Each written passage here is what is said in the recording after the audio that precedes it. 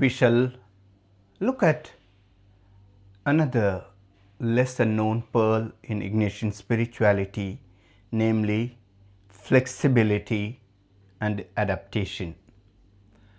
The spiritual exercises of St. Ignatius is not a strict rule book. It is not a military rule book which have to be adhered to the letter.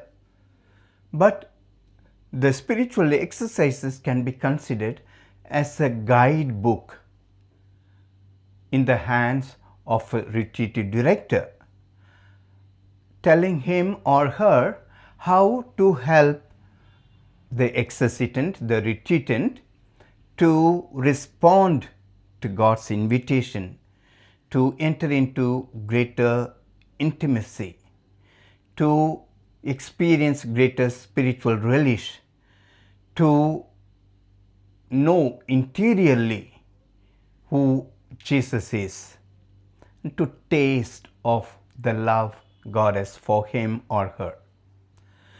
So the spiritual exercises provides a lot of scope for adaptation. Perhaps this is one of the most beautiful hallmarks of the spiritual exercises, that it can be adapted to any kind of people. It is not that these exercises can be done only by a certain group of people or certain class of people. Ignatius already in the Annotation 18, 19 and 20 presents different ways how the retreat director should adapt the material that St. Ignatius is presenting in the spiritual exercises according to each one's disposition, each one's age, each one's spiritual and physical disposition. He points to the nature of adaptability that is possible while offering the spiritual exercises in Annotation 18. Let us listen to St. Ignatius from Annotation 18, verse 1. St. Ignatius says, "The spiritual exercises should be adapted to the disposition of the persons who desire to make them, that is, to their age, education and ability. In this way, someone who is uneducated or has a weak constitution will not be given things he or she cannot well bear or profit from without fatigue." And he goes on to say what will be the content of people who are who are illiterate, who do not have knowledge of the spiritual books, spiritual wisdom, but are simple people. What could be the content that could be given to them, offered them, so that they gain spiritual relish and spiritual fruit?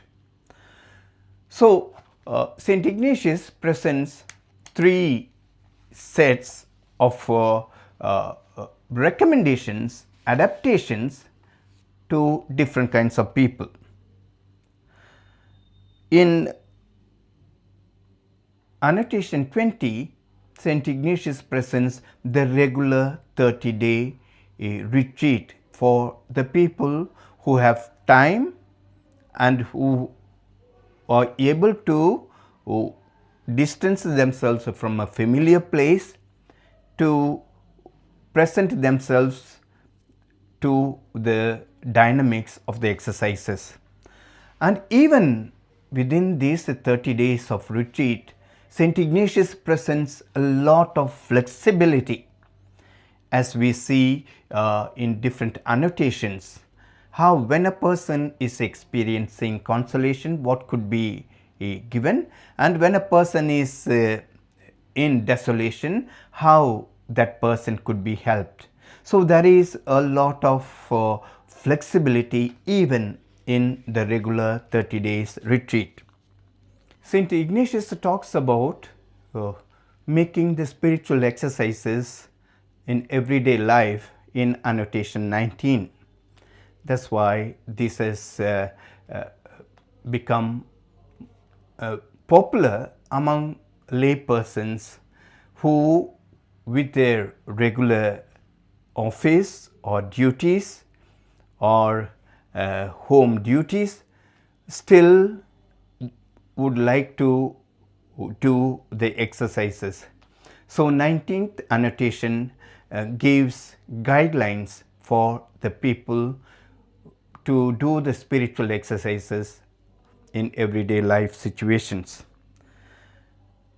And annotation 18 talks about light exercises or retreat, either closed or open, which can be made possible at any situations or any circumstances.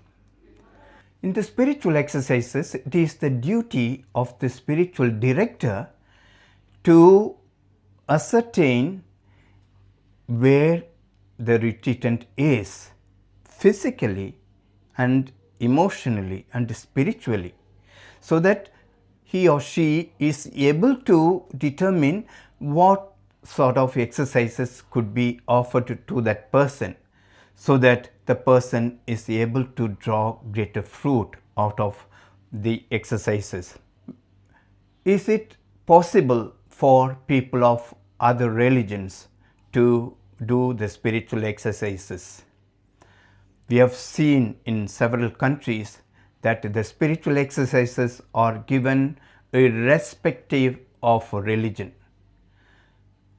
What is needed is adaptation, flexibility on the part of the director to find ways and means of offering the exercises following the guidelines of St. Ignatius, so that the one who is committing to enter deeply into these exercises may benefit from them.